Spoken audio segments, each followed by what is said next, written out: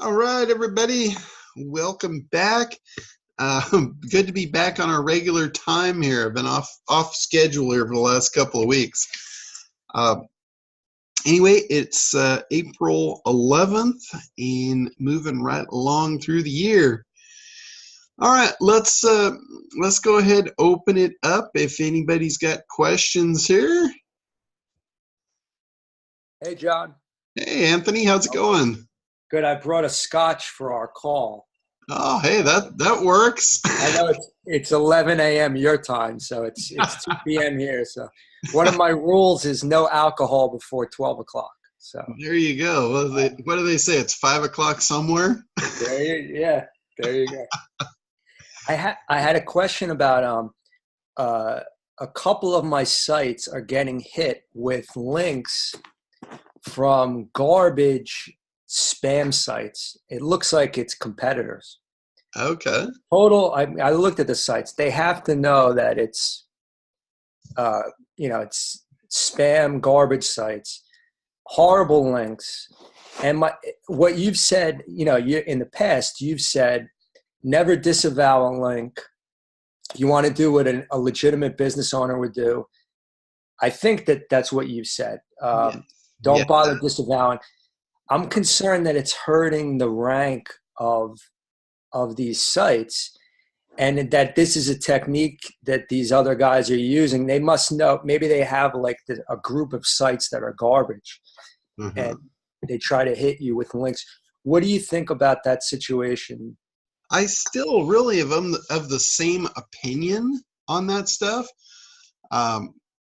It's not something a normal business owner would be concerned with. They don't monitor their links and stuff.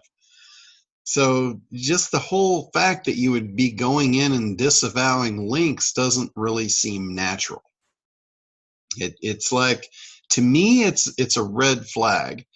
Now, are you sure that it is actually affecting your rank? Well, you tell me. I mean, maybe I'm wrong. Like one of the sites is for one of the supplements. One of the sites is erectile dysfunction. And a couple of the sites connected to it, I looked, are in Spam House, in the Spam House list. So I'm assuming that it's a bad neighborhood. Okay, because what I saw a while back, as long as your site is not hosted in a bad neighborhood, they're not. That's the only place I've seen. Like, we had one site, this was years back, and it didn't matter what we did, we couldn't move it. We couldn't do anything with it.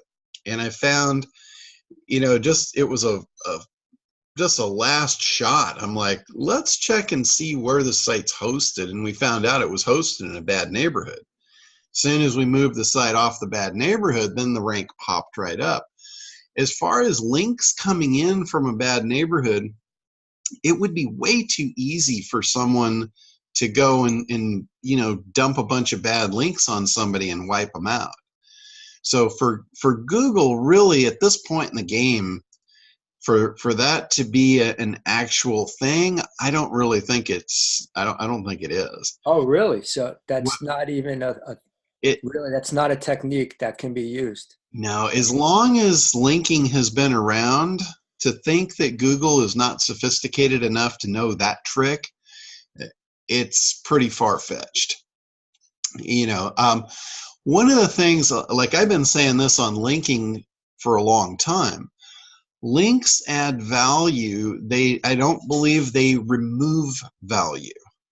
They only would remove their own value. Like, let's say you had a really high authority link come into your site, and that's adding a positive value to you. And then all of a sudden, that site that is positive now gets a little spammy and it loses its credibility. Its value to you now just diminishes. But I don't believe it would ever go negative. I don't believe it would ever have a negative effect on you. I mean, the way I think about this stuff, I always look at it from the perspective of, if I were Google, what would I do? There's no way I would allow links to negatively affect you, because you don't have control over that. Anybody can do that. That's like opening up, Pandora's box to just cause mayhem on the internet. And Okay. like I said, they're far too sophisticated at this point in the game to allow that. That would be crazy. And I can almost assure you, if it were a real thing, people would be doing it like the Wild West. It would be just out of control. So Okay. and it's a normal thing. I see a lot of people that have those type of links. I know a lot of times we'll see that on our actual SEO clients, and occasionally when they're sophisticated, they'll come back and they'll say, hey, you're putting bad links on our site. And we're like, no, that is not us. And I think you're right. I think it probably is competitors trying to do damage to you. But I don't believe for a minute that Google is going to take that into effect. So these competitors are either not that smart, or they're just trying to send out links to a relevant site. Maybe there's nothing nefarious about it. They're just sending out links. Yeah, I think it's it's just a fact of they're hacks. They're just hacks. And there's a lot of them. I can tell you, there's, for every one legitimate SEO guy that's actually trying to do good, there's 1,000 of them that are hacks that think, oh yeah, they get these crazy ideas in their basement and they think, oh yeah, I can go and wipe these guys out and then my site will rise to the top. And it's just, I'm sure you've been in SEO boards and forums and you hear all the crap that goes on in there. And it's like, where do these guys get their information? Yeah. But yeah, I think that's probably a normal thing. I mean, I have not to this day seen anybody actually get penalized for using the disavow tool, but it's just a real concern for me. The fact that you would go in there and do that. It's like when Google put the sitemap code out. They said basically, if you want to optimize your site, you've got to have a Google sitemap, and that was just complete bullshit. There's no reason in the world that a Google sitemap is any different than any other kind of sitemap. And there's no thing about it that's going to make it any better for them to rank your site. They were putting it out there to see who would put it on the site. Because if anybody put it on the site, the only reason they did that was because Google told them this will help you rank your site. And that helped them identify who was doing SEO so they could keep a watchful eye on them and see what they were doing. They looked at that as a blanket community and they said, okay, let's monitor these guys and see what they're doing so we can identify the hacks and we can eliminate them. And I think it's no different than that. It's just their underlying base system so they can see who they should keep an eye on. And if you remember, do you remember back in the time when they were doing a lot of manual reviews of sites? Right. That is probably how you got manually reviewed. If you were doing those things that got on their radar saying, hey, these guys are doing SEO, we should probably go take a look. And, I'm pretty sure that's what went on, because I know in that SEO mastermind group I was in, this was probably at least 10 years ago, maybe more. And it was the very time when they were doing the Google sitemap. And I told those guys, the whole group, I said, I would not touch that thing with a 10-foot pole. And they all made fun of me saying, yeah, you're a conspiracy theorist. And, they're all trying to discredit me because of that statement. And within a week, there was like a week later, they all got wiped out. Every one of them that had that site code on their site got hit. That's interesting. And the only guy, Keith Baxter, he was the only one that actually listened to me and removed it. He was the only one that fared through that storm. So to be clear, you're talking about Google sitemaps. What about if you put a link for just a general sitemap? You don't recommend that, or it doesn't matter either way? No, I think even the Google sitemap, I think, is safe at this point. But when they originally put it out, they put it out and they've specifically made the statement: if you want to rank your site, you need a Google sitemap. You know, they pretty much came out with that. And I forget his name, but the big Google authority, the one that was out in the media all the time, Matt Cutts. Right. Yeah. He was like their PR machine. He was out there basically telling you how to optimize your site, and anything that he said to do, I wouldn't touch to save my life. There's no way. And you know, he became so discredited because that eventually came out that what I was saying was true about him. And they banished him. He just like disappeared. And then their next guy, his name was John or Jonathan or something. He was more like one of the behind the scenes tech guys. And then they laid on him for the credibility of, oh, he's one of the master scientists behind the algorithm, you know, and I didn't trust him any more than the first guy. Yeah. You know, because there's no reason for Google to come out and help you be an SEO guy. They're totally anti SEO. What they want is good quality content, and they want things that other people like. You know, that's how they're gauging it. That's where the whole RankBrain thing came from. You know, they moved to that AI looking at the user experience. You know, because really all of the other factors that they've ever used to rank sites throughout the history of search engines have never been really credible things to look at because they're so easy to game. You know, the whole thing, the whole business of monitoring incoming links to measure popularity, that is so easy to game. It's ridiculous. At the time, it was all they had, so they were very vulnerable. But at this point, they're not vulnerable whatsoever because they have the ability to look at the user experience and see how they're interacting with the site. So yeah, I wanted to tell you regarding that. I've been watching a couple of the review sites. There's one review site that a year ago, they had over 1 million visitors a month. mm-hmm. A lot of backlinks. They're now down to maybe 200,000 a month. Google cut them. Yeah. And it looks like what you're talking about is that this is now coming online, that if you have a bunch of junk backlinks that they had, it seems like a junk backlinks put them up into getting 1 million people a month, and now they're down to 200,000. Yeah. Well, just what you, Yeah, that's one of the things that I've been saying for a very long time is I would rather have a handful of really quality links that actually drive traffic, because it's a different thing. It's a different thing that they've identified about the links that makes them good and makes them authoritative. And that's the fact that people come through them and find a positive user experience.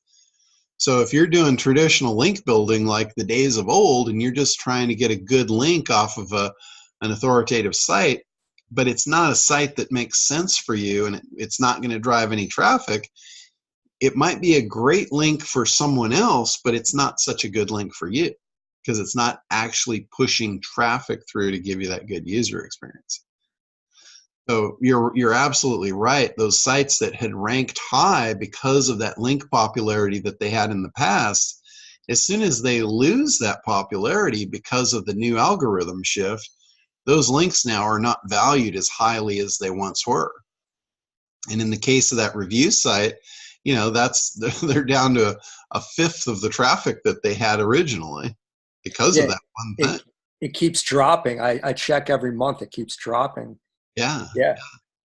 They may, you know, a lot of sites were built on a completely bogus set of circumstances, you know, and over the years, they've had a tremendous amount of traffic, but the more traffic that you have, think about this for a minute. If you look at this from an algorithm perspective, and Google has this algorithm that measures user experience, and you've got a ton of people, you're baiting and switching people into your site, and you're paying for traffic, and your content isn't good, you're actually doing yourself damage faster by pouring people in to get a bad user experience, because you're sending more signals back to Google that this is a poor experience on the site.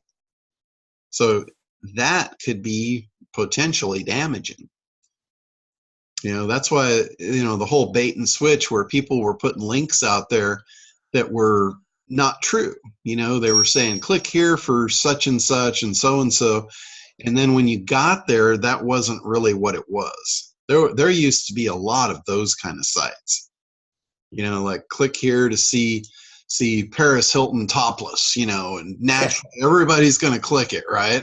Right. And then you get there and it's, it's a commercial for the new Dumbo movie, and that's going to get a lot of bounce, and that's going to send bad signals. And there used to be a bunch of that. It was commonly called bait and switch. You're baiting them with one thing and then you're switching them to something else, and it's not what they wanted. So it doesn't ultimately provide a good user experience. In fact, it provides a bad user experience. So from Google's perspective, they're really good at figuring that out now, because they have that ability to see what the users do from end to end. They know what they search for. They know the exact search strings they search for. They know how far down their own search results page they look until they click, if they click at all. They know if they refine the search, then they didn't get what they wanted originally. Their intention was to get what they click on. And if Google doesn't serve up the right stuff, like say somebody runs a search and they don't see anything on the page, that's a signal back to Google that, hey, we didn't serve up the right information. So what they do is they follow that user and they look at the next search they make. And they find out where they clicked, and then what they know, they string it all together. They say, okay, a person searched for this originally. We know ultimately what their intent was because we know what they clicked on. And we know they searched for this term and this term and this term, and then they found what they wanted. So their AI is putting that all together to try and figure out, when they start the search, what were they looking for. And when you run a search on Google, you'll notice it drops down a suggestion box. Right. There's like a Google Suggest. And all of that data is based on that past user experience. They're looking at every keystroke. Like you might only keystroke in 4 letters, and then you see what you wanted in the drop down and you click on it. If Google puts up the right stuff and you click the number 1, 2, or 3, its algorithm knows we did good here. And if they click on it and then they bounce back and then they search out more, it's giving them more clues as to what the actual intent of that beginning search string means. So they're very good at it. The other thing that is coming into play too is voice search. People search very differently on voice search than they do in regular keystroke search. So, the world used to revolve around keystroke search. And now, if you go to the mall or something where there's a lot of young people, you will hear, it seems to me like every other word is, hey, Google. They've got their phone up in front of them and they say, hey, Google, which activates Google voice search. And then they ask their question. But if you listen, the keyword they're looking for is no longer a keyword. It's a whole conversational search string. And I've been talking about the whole conversational thing since back to the days when Penguin hit. When Penguin hit, that was one of the key things that I identified was people that have conversational anchor text matches the conversation going on in the search box now, and that's a big plus. And the other thing that I identified at that same point in time, which is really, really solid now, is the fact that brand search is huge. the connection between brand and keywords tied to a user clicking through to you, major signal to the search engines. And it comes back to the program that we recently built, the Sitemap program. That's exactly what it does. Everything I just talked about, that system is built to game Google's algorithm, their new artificial intelligence. It feeds it the signals that it needs to figure out you're the right one to be displayed at the top of the search. That's exactly what it does. And I just thought it was interesting. I just got an email this morning from I probably shouldn't call him a hack because he's pretty well known in the SEO world, but came out with a new software, and from the outside box it looks exactly like what we're doing, and I'm sure I know where he got the idea to do it. But the big difference, and he's like, if you read between the lines in his sales copy, I was actually thinking all the way through the sales copy, I was thinking, wow, this guy has actually put in the time to replicate and build a system exactly like what we did. And when I got down to the fine print, I'm like, oh, no, bullshit. It's not the same. It operates off of IP addresses.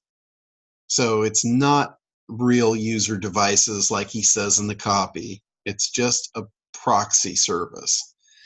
And Google knows that, They know where every IP address. That's why they became a domain registry. They didn't become a domain registry to sell domains. I don't think they've ever sold domains that I know of. I might be wrong with that, but I don't know. They've never had a forward-facing domain registry that you could purchase a domain through that I know of. They got the domain registry so they had access to the entire IP database. They know all the databases, what data center they belong to, where they come from, which ones are spoofed, which ones are layered on, on other bad sites and trying to hide them. They know all of that. So when they see IPs coming to a site, they know exactly where it's coming from. And like the difference in ours, it's actual real user devices. It's these cell phones.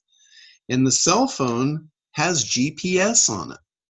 So it's actually feeding the signal back to Google of where exactly that phone is when it's running the search.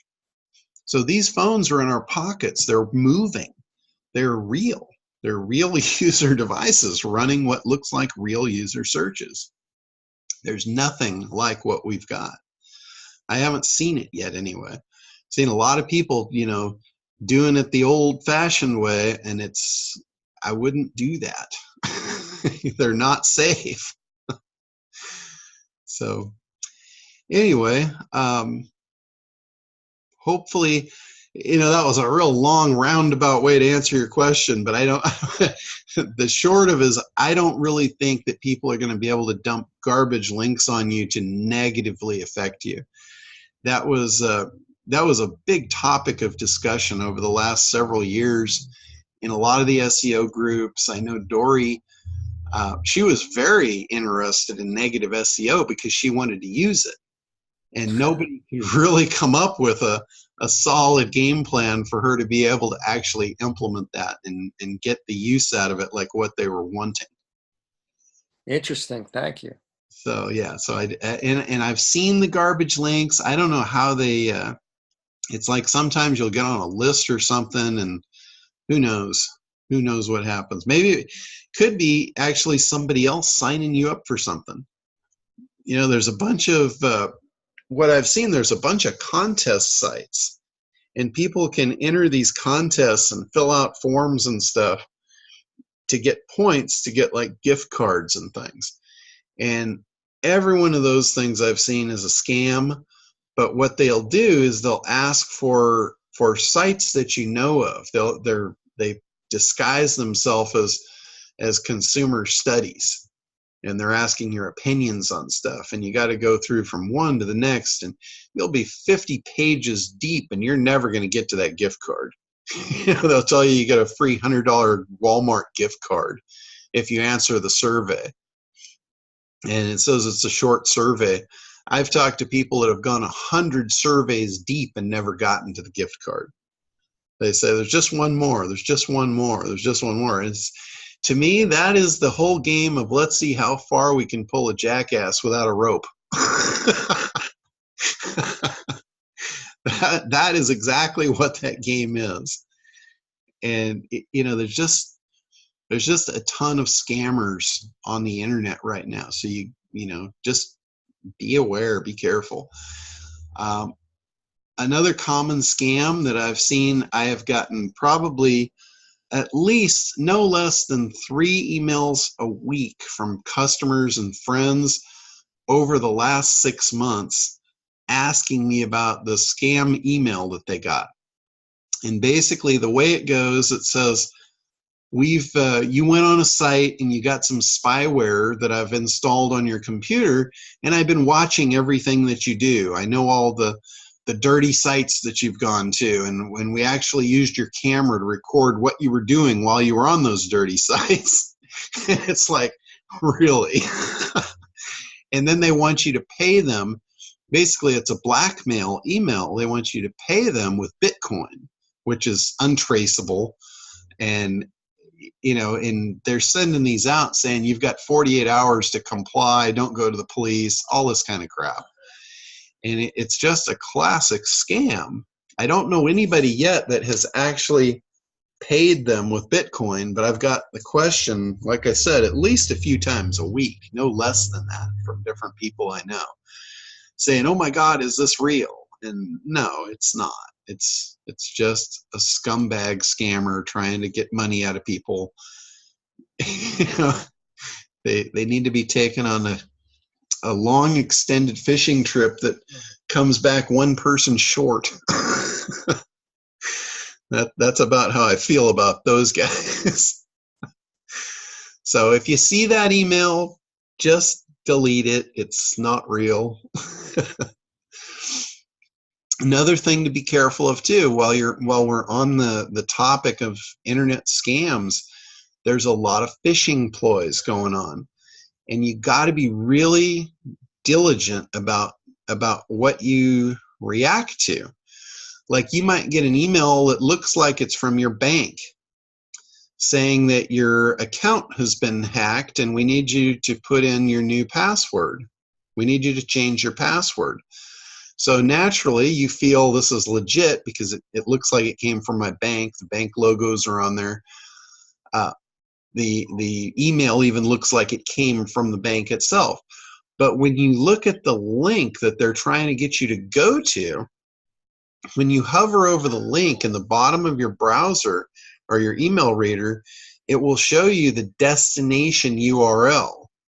If it's not the destination URL of the bank and it's not a secure link, it's bullshit. It's a scam. They're trying to get you to go there. What will happen when you get there is it's going to ask you for your old password. And you have to put your old password in before you can update your new password. So when you put your old password in, now they've got access to your bank. So do not fall for that. That's a very common phishing scam. They're phishing for information.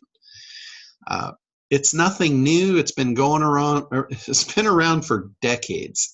It goes back to far before the internet was even around. They used to do it by phone, and they still do. Very common with elderly people. When they see a public record of somebody elderly that is deceased, the first thing they do is they look for the spouse. And they'll call the spouse and they'll start asking questions like they're from an official office trying to get your social security number. Guess what they're trying to do? They're looking for a credit profile so they can set up credit in your name and start running charges. These people are everywhere. I don't know who raised them, but they should be taken on that same fishing trip. It's like, seriously, I don't know where these people come from. John, did you get any more information on a couple of months ago? You were talking about a mass email list, a million names or something that you were testing out. You were doing an experiment with. Yes. Any update on that? Yeah. I've actually used it now multiple times. The system itself is awesome. The email platform that sends the mail and creates the campaigns, that is rock solid. I don't believe the email addresses that they've given you to send out, I don't think they're legit. Oh, okay. I think they're just a bunch of bogus emails, because I don't think there's any way that you can send out an email, a million emails, and not get people opting in, at least a few. And we sent out multiple offers to that list and virtually got no response. So I think the system is good. So if you had, let's say you had a legitimate list, you went to a list broker, you can go, I believe it's called Data USA, and you can actually buy a targeted mailing list. If you were to buy the mailing list and import it into the system to send the mail, I think you'd have a rock solid solution. And we're going to try that next. We haven't gotten to that point yet, but the system itself is really good. So you're saying the system is good. The flaw right now is getting legitimate email addresses. If you can bring that to the table as a business, Correct. legitimate email addresses, everything else is good. It's a good system. Yeah, everything else is good. It's all done through, offshore servers that are bulletproof and all that. It's just, I just don't think it's a good list. So I think if you get a good targeted list, and if you do decide, if any of you guys do decide to play the email game and you wind up buying a list, here's something you want to be very careful of. And it could cost you, if you do this wrong, it could cost you a lot. There's a price to purchase the list. And you're not actually buying the list, you're buying usage of the list. It's just like buying stock images from the Getty Museum. They monitor how you use what you're purchasing. They're selling you a usage right.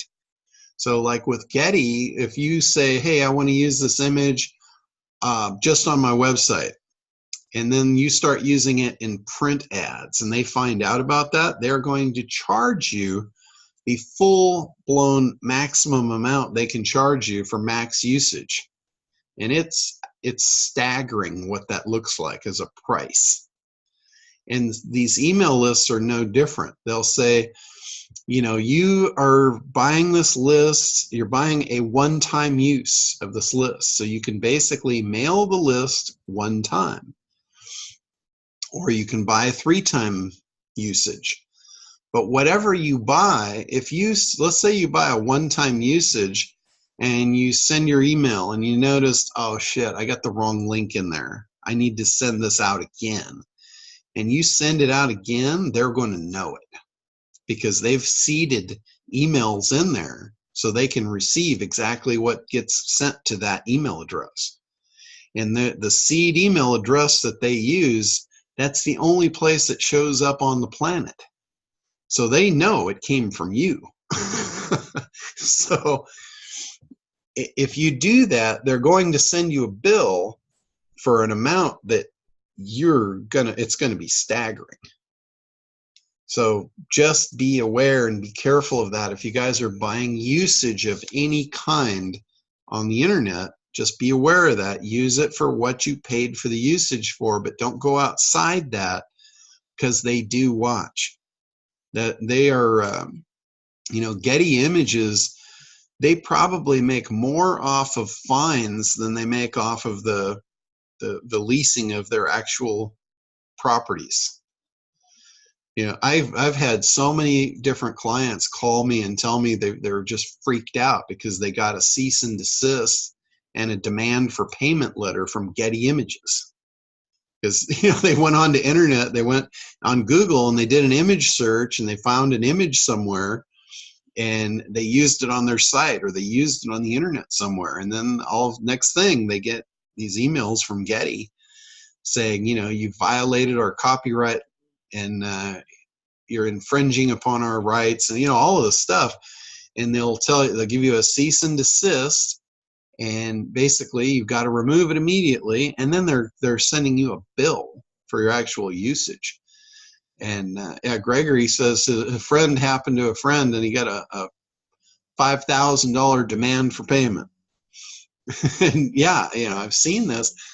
My recommendation in that case is you send an email back, immediately remove the image, send an email back begging for forgiveness, say, I am very sorry, I was not aware that this was a copyrighted image. It was given to me by a friend and I've removed it immediately. I'm in total compliance with your demand for cease and desist, and just leave it at that.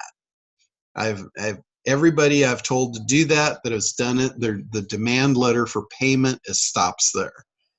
They don't continue. But so many people, if you think how many people would actually just pay that, it's crazy. Matt says Pexels, good free images, PEXELS.com. He put that in the chat for everybody if you want that link. Where I get most of my images, I get them from a company called depositphotos.com. And they've got a service, I think it's like $29 a month, and you get 30 images a month. And they're really good, high quality images. I've pretty much found just about everything I wanted in there pretty reasonably. All right. Anybody else? Any other questions or topics you want me to cover here? Hey, John, it's Russ. Hey, Russ. How goes? So, along with Anthony's talk about disavowing sites, I noticed that SEMRush has a part of their tool, the backlink auditing, that they'll tell you what the status is of a particular backlink and what the I guess they give them a score on how high a bad rap that they have. Okay. Some of them are just like toxic from like crazy foreign countries that you can't even read the characters. Yeah. And they have a tool that says disavow. Are you saying not even to do that through SEMRush?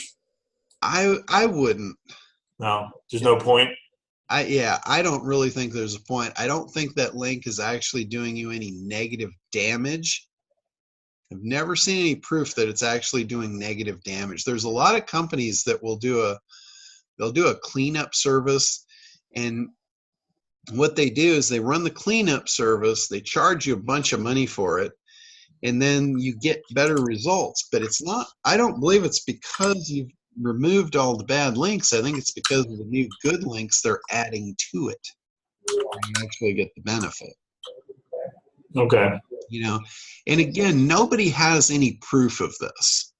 This is all just like what I'm telling you guys is strictly from observation over years of observation, and it's years of listening to, different people make different claims and actually looking to see, well, was that really real? Did it actually happen?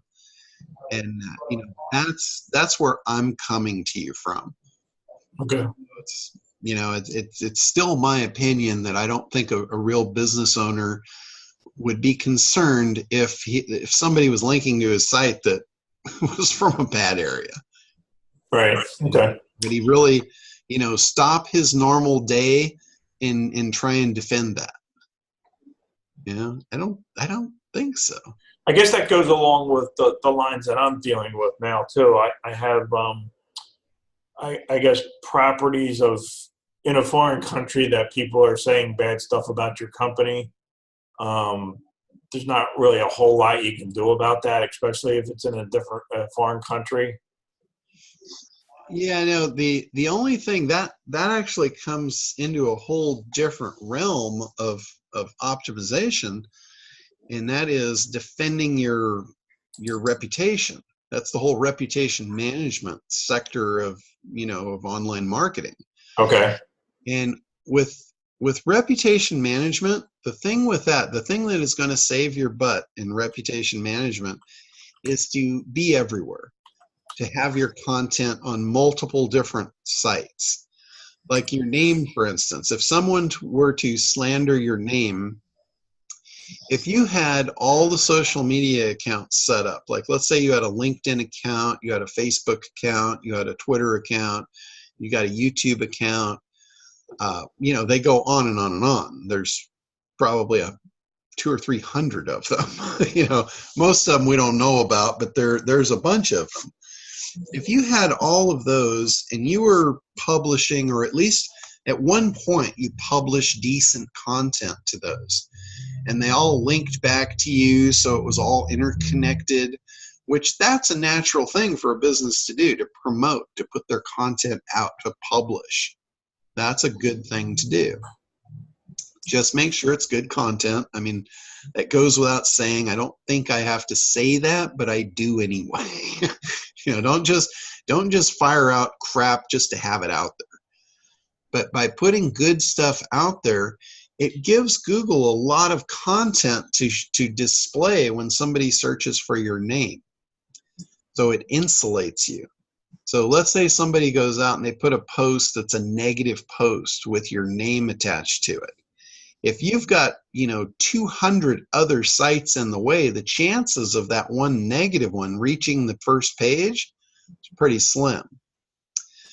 But if you just had your own website and you've only got one thing ranking for your name, if anyone at all comes along and says something bad about you, guess what's going to be number 2?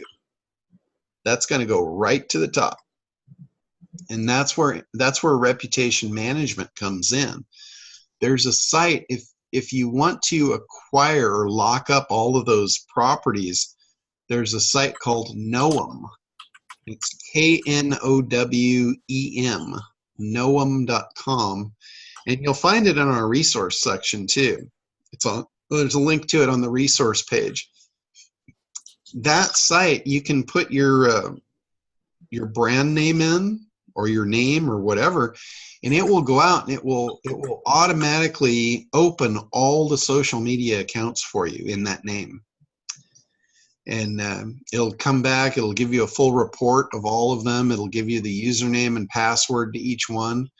And then let's say you had 5 pieces of good content, you could hand that off to somebody from Fiverr or to an outsourcer with that list and have them go in and add that content to all of those pages. And in the content, have the content all link back to your main website. That you could insulate yourself from reputation problems by doing that. Now, is that just for the U.S. or anywhere? Because my target, the issue that I'm having is in China. So there's a brand in China that's saying he's the real manufacturer when, in fact, I'm the real manufacturer. So he's going around saying stuff like that. That's, it's in Chinese and fun stuff like that. So it's not easy for me to do, but. Sure. If it's in Chinese, yeah, you're right. That's not going to be easy to do, especially if you don't read Mandarin. But the thing about the internet is it's not just US based. Like if you do stuff in the US and people search for you in other countries, that's going to show up anyway. It's like how many sites come up for us that are out of Australia, with the AU extension to them. So when you put stuff on the internet, it really is worldwide. Google does some filtering and some displaying of search results based on your locality. Like if you're in Australia, they will favor showing you Australian sites in the index. But not to say that the US sites can't come up there, especially if they're well optimized, and especially if you're running Sitepop and it's sending signals from the local area that that's the site we're looking for. Mm-hmm. So, it's all based on historical user data that's, you know, that's a major signal to the search engines of what is important and what should be displayed. So if you got one crappy post, just by flooding the internet with good stuff, you kind of push that down unless someone comes across it. Yeah, you bury it. Yeah. That's the whole idea behind reputation management, is you bury it.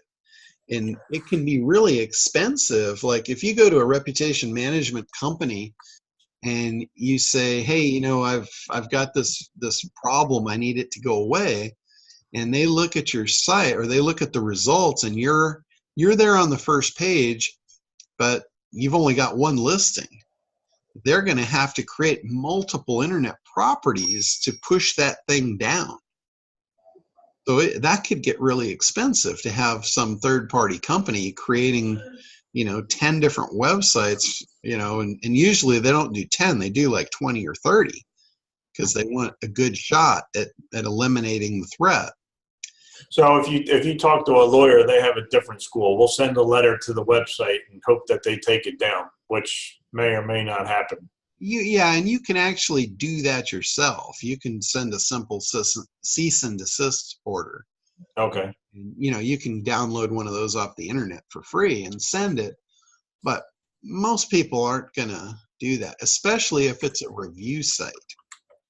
If it's a review site and, you know, somebody puts something bad about there, that's what the review site is for. It's for people to voice their opinion.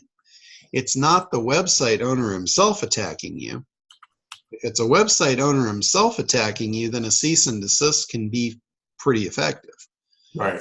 But if it's somebody giving an open forum for people to voice their opinions, then you send them a cease and desist and, you know, they're going to tell you, you know, let's go to court. Right. Right. They know you're not going to spend that kind of money to go against them knowing you're going to lose. Okay. And I think any legitimate attorney would give you the same advice, I believe. Right. Because, okay. You know, if it's some attorney that just wants to, you know, get in your pockets, then yeah, they'll say, yeah, let's go for it. But who's paying the bill? You know, they're not paying the bill. Right. They're like, well, it could take a couple hours. It could take 50 hours. Yeah, I've never seen an attorney that did anything that took a couple hours. Yeah, right. It takes a couple hours to shuffle paper around their office to open your account. Yeah. All right, I have two more questions for you. Okay. Do you have a resource somewhere on your website of list of service providers? Like, say, you have somebody in your group does Facebook ads, or you have a guy in your group that does SEO, meta tag titles and description writing, or a guy that does photographs for Amazon, you know, pictures of products for Amazon websites. Do you have anything like that? You know, I have the resource section, and I haven't really detailed it out like what you're asking for, but I could do that pretty easily. Like, we've got Anthony in the group. He does, you know, Facebook ads for anybody that needs that. And I haven't updated that. I should update that so you guys can get in contact with him. So that's really a good point for me to do that. And any of you guys that are in the membership, if you've got services you want offered, I would be happy to do that. Great. So I'll just, you know where it is. It's the resource page. So anybody that has anything to offer, I'll put it in there. I do have a good guy that, you know, several good people that I've been using in Fiverr for different things, you know, like creating ebook covers. Gary Howarth, he's got a source in Fiverr that he's been using to do ebooks, you know, lead magnet ebooks for him.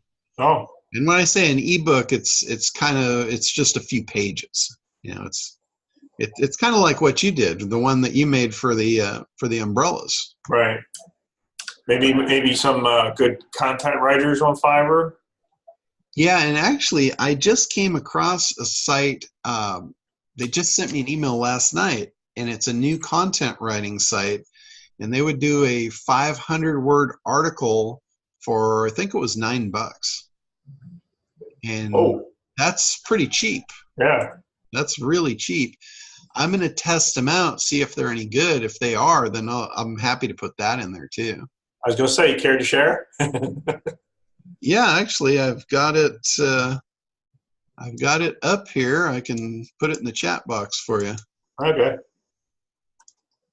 And again, I've not used them yet. I just got this last night. So full disclaimer, Oh. I can't put I can't put a raving review because, like I said, I have not used them yet, but it looks really good. All right, no worries. I see a lot of these things come down the pipe, and this one actually looks decent. Yeah. There was one or two at traffic and conversion I still need to contact. I think it was like backlink services or something like that they write content. And Okay. their prices looked pretty good. Yeah, there's another one that I used them recently for a client's website.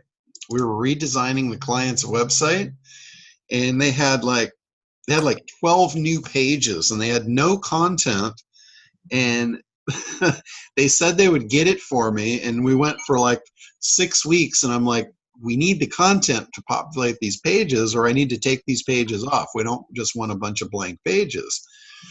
And they said, well, we don't have it. We're not going to get it, but we want the pages. So can you just create the content? And I'm like, oh yeah, that's what I like to do. So I'm like, okay, let me get back to you. And I tried this other service. I'm just trying to find it here real quick so I can tell you what it is. They did a phenomenal job. I gave them all the keywords, like for the 12 pages, I gave them like 3 keywords for each page, and they just really did a great job.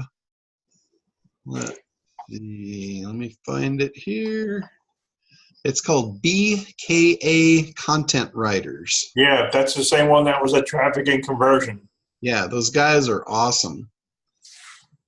I will put their link. I've used them multiple times now. Every time it's been a winner.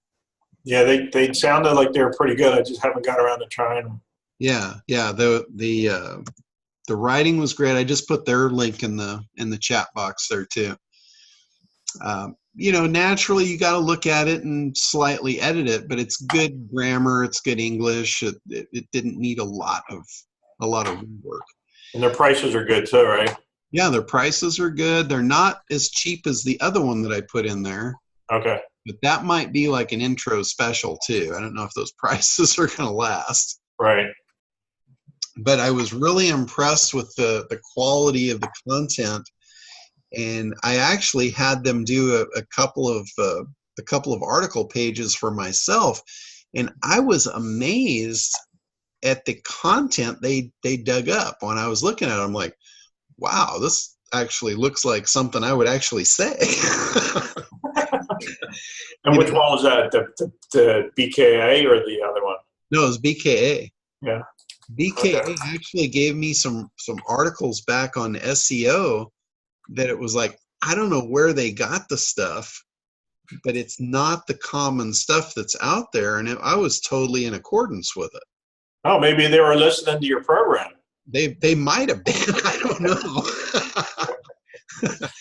But it was crazy how right on it was. Yeah. They're watching your YouTube videos on YouTube. They've actually might have been. Are they public or are they private? I don't know offhand. I think they're private. I don't think they're that big. Okay. But they have U.S. American-based content writers, and you can tell. Like if you get content. No, I meant your videos on YouTube. Are they private or public? Oh, they're actually, if you knew how to find them, that you could navigate to them. Okay. But they're actually in a section that's not published anywhere. Right. But they are, like, if you did a specific Google search for something that rang through with one of them, right. I've heard that some people have found them. Uh-huh. but they're not easily found. Right. Okay. All right. My last question, if you care to answer one more question, is Sure. what the heck happened to Sitemap last week? Oh God, that was a mess. That was an absolute mess. I was not even in town. I was out of town when it happened. We have the whole infrastructure of Sitemap is on the Amazon servers. Oh. And Amazon had an issue with one of their servers, and the server went belly up. It was supposed to be all attached to the cloud and safe, but it wasn't a perfect world, obviously. And they wound up wiping out the entire program. All the contents, everything that we had up was lost, including the backups. So yeah. In them as a service provider, they just fall back on the, well, you saw the disclaimer, we're not responsible for any content. And it's like, I know that because I'm a hosting provider. And one of the small print clauses to protect you is, the requirement of people having off-site backups. They need to have a copy of their site. So if something catastrophic happens at the server farm, we're not responsible for, the outage of your business and your, the decline of your income or what have you. Right. So luckily we had a backup, but it was about a month old, or it might even been further back than that. So we were able to restore the basic functionality of the program, but a lot of the clients had added programs or added projects in the last month, and they're gone. So one of them. Yeah, all those projects had to be re-added. I had probably 6 clients gone. Yeah. So I had to do the same thing. I was not happy about it. But one of the things that you can do when you re-add the project, you can change the project code so it matches the old one. So you don't have to change project codes. Oh, really? You can do that. Yeah, once you create the project, you can go back in and you can edit the project code. So you can do that so they all still reconnect. But one of the things that I found, I had to have all of my clients log off, deactivate it on the device, and then log back in to actually reconnect to the server. I had to do everything. I had to recreate the project. I had to get new project codes. I had to reinitialize it on every machine. I didn't think you could just add that. I thought you told me to just put the project back in there and it would find it, but with the project code being different, it won't find it. Yeah, no, it will if you go back and edit the project code. Oh, I didn't think you could change that. Yeah, you can. You can. You can't put it in originally when you create the project. It auto generates it, but you can log in and edit it. Oh. So you can log in and edit the project code. But you can't make it whatever you want. You can, yeah. You can make it whatever you want if you edit it. So you can change it to make it like client specific if you want to. That'd be nice. Yeah, it's that way. So once it's created, then you can go and change it to something that recognizes. Okay. Correct. Yeah. Okay. I'll do that then. Yeah. So it was not a good weekend. Let's just say that. Luckily for us, we had the actual offsite backup that we had stored. So we were able to restore it at least. But we lost a considerable amount, over that last since the backup. We had to go back and redo all the little tweaks and edits to the code that was done between then and now. Okay. So it was not a fun time. Most of my Monday and Tuesday was locked up doing that. Fixing people's projects and putting them back in and all that. Yeah, okay. So another thing too I want to throw out, and it's about Sitemap. On the agency version, for anybody that got that and is selling as an agency, I have created a funnel, an end-to-end funnel it's almost 100% done for you. There's a couple of little things that you've got to do when you import it, but it's an end-to-end sales funnel to sell the service of Sitemap to retail customers or local businesses. And it's going to make it so easy for you guys to have a system in place to actually sell it. And Anthony's on here. He's one of my guinea pigs that installed it here in the last couple of days, and he was just blown away. I was laughing at the look on his face when he just saw everything was all done in Kartra for him. And it was really exciting to put that together and see that be shared on someone else's Kartra account. And it has really kind of inspired me to create Kartra, different funnels in Kartra that I can share with people. So I'm working right now on a membership site, a template that I'll be able to share with anybody that wants a Kartra membership site. I'm going to work on a just a regular funnel site that we can pass through. Basically, I'm just going to put together different scenarios that are actually working, that if you guys need a funnel, you can just plug it in, put your messaging in, and you've got a complete system. And that will literally save you thousands and thousands of dollars. If you went to something like Infusionsoft, you'd probably be $5,000 to $10,000 in before you actually got a fully functioning funnel working. And here you can buy a Kartra for 89 bucks. You can import one of my free templates and you would be up and running same day. Pretty cool stuff. So, all right, well, that's it. Anybody, any last minute questions here before we close out for the day? All right, guys. Well, we will be back on next week, regular time. And until then, have a great week. We will talk to you soon.